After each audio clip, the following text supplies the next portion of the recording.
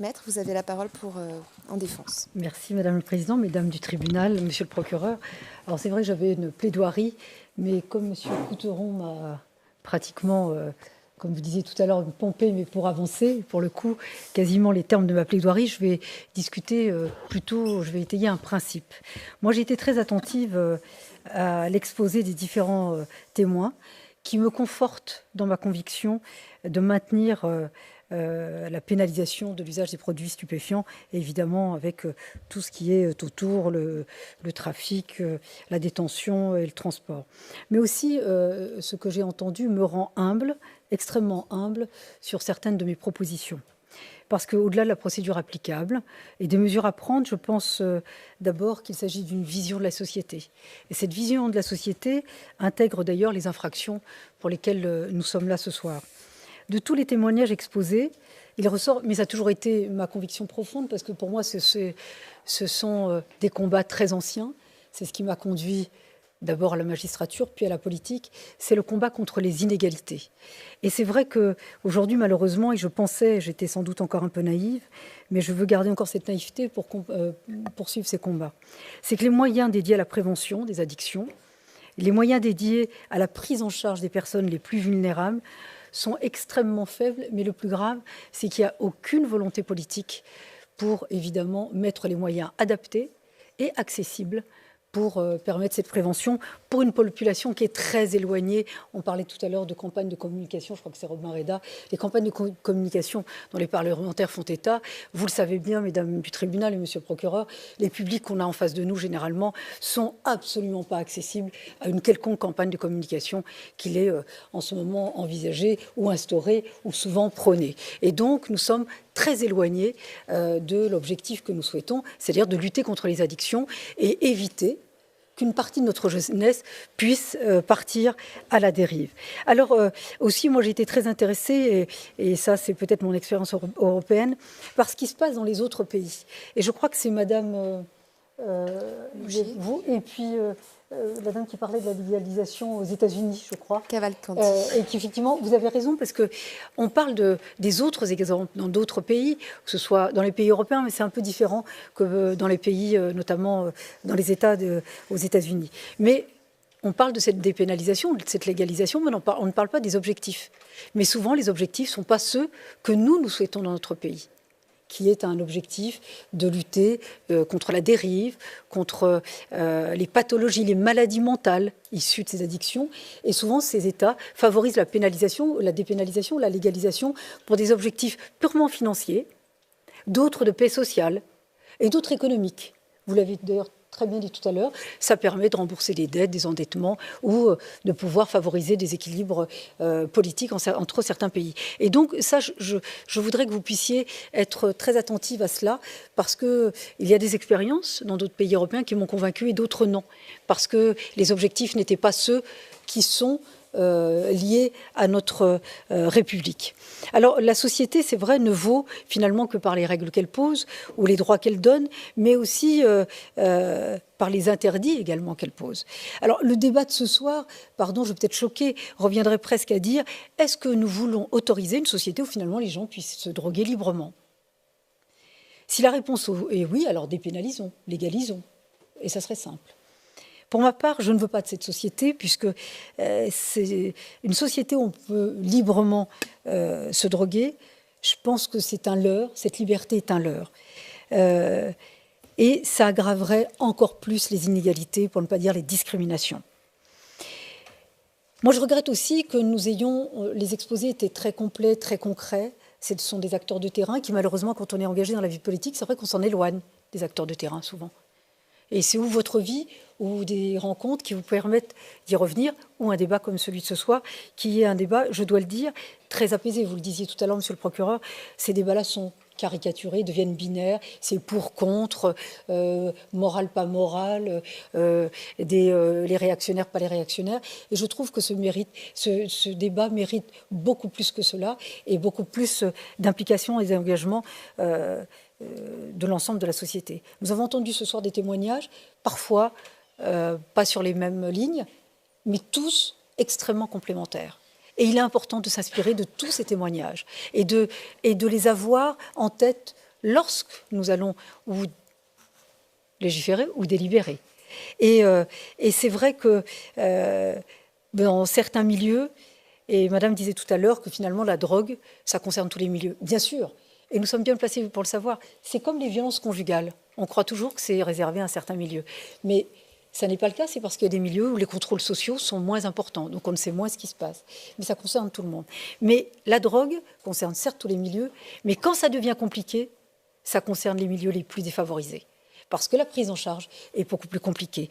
Alors, dans certains milieux, certains choisissent de se droguer très librement, mais ils ont les moyens, mais aussi la force sociale de pouvoir s'arrêter, tout en occultant, évidemment, hein, ils ont les psys à disposition, l'entourage, la prise en charge, le cadre, tout y est, pour évidemment leur permettre de sortir de ces addictions, ou en tout cas de leur permettre de résoudre les difficultés qui ont pu les conduire à ces addictions.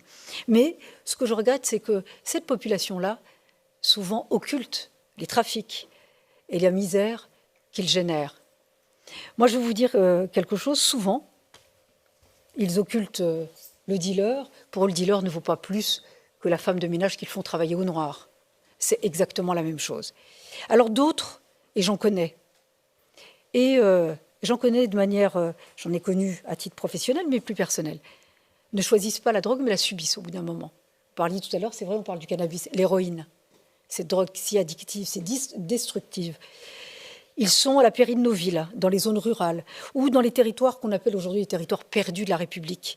Alors, c'est en plus de l'alcool, ça n'est pas à la place de l'alcool. La drogue n'est pas le paradis artificiel qu'ils attendent, mais un abrutissement pour éviter de se confronter à certaines réalités insupportables. Et je crois que ça a été très bien décrit par les témoins. Alors, que voulons-nous faire? Est-ce qu'on veut les protéger ou on les abandonne? Est-ce qu'on les protège en maintenant cet interdit, en donnant les moyens, avec une réelle volonté politique, mais assumée, de prévention, de prise en charge, ou on les abandonne, finalement, en fermant les yeux, en disant c'est pas grave, et compte pas pour grand-chose. Je l'ai entendu aussi, ça vote pas. Donc c'est pas grave. Alors les protéger, c'est aussi marquer l'interdit, car pour eux, c'est la loi qui protège, et c'est la liberté qui contraint.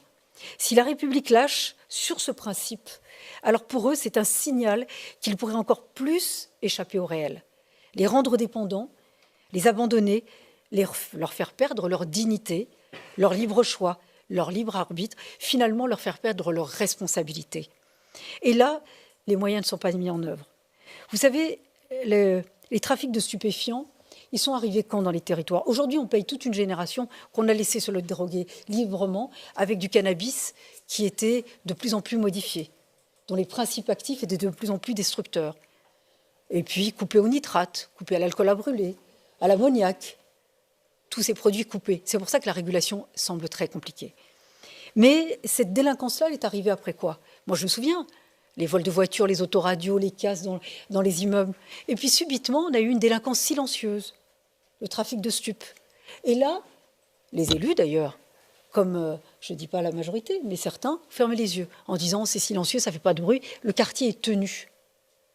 Et aujourd'hui, on paye très cher cette fracturation.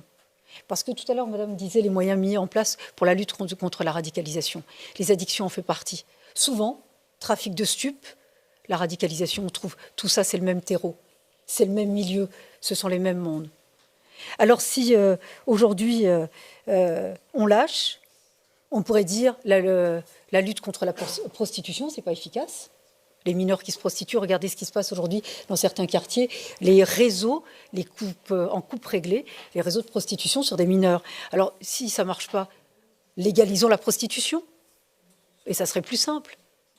Je ne suis pas d'accord avec cela. Alors je pourrais aussi m'étendre et donner d'autres exemples. Alors chacun combat à ses engagements, milite avec ses convictions, son expérience, son parcours, ses idées, son idéologie, je dirais aussi. Et pour moi, ça n'est pas un gros mot. Mais à un moment donné, il faut aussi prendre le sens des réalités. On ne peut pas avoir une société qui se fracture, qui se sépare, qui se divise. Et tous les rapports concluent toujours à la même chose. Les inégalités se creusent et s'aggravent de plus en plus. Nous sommes sur une paupérisation, mais sur une aggravation des inégalités, et notamment liées aux addictions. Alors moi, je ne me résigne pas à cela. Et Je vous le demande aussi parce que vous allez l'entendre. Si nous dépénalisons demain, nous allons sans doute faire plaisir à des jeunes, mais on blessera leurs parents. On brisera ces familles, on brisera leurs combats. Ils seront dévastés par l'abandon de l'État, parce qu'ils diront que nous sommes complices de... Parce qu'aucune famille, aucun parent ne souhaite voir la déchéance de son enfant. Ça n'est pas vrai. Et donc si demain on dit c'est open bar, excusez-moi pour cette expression, parce que c'est comme ça que ça sera la réalité, moi je pense que la République aura déserté et aura abandonné aussi ces familles à leur triste sort.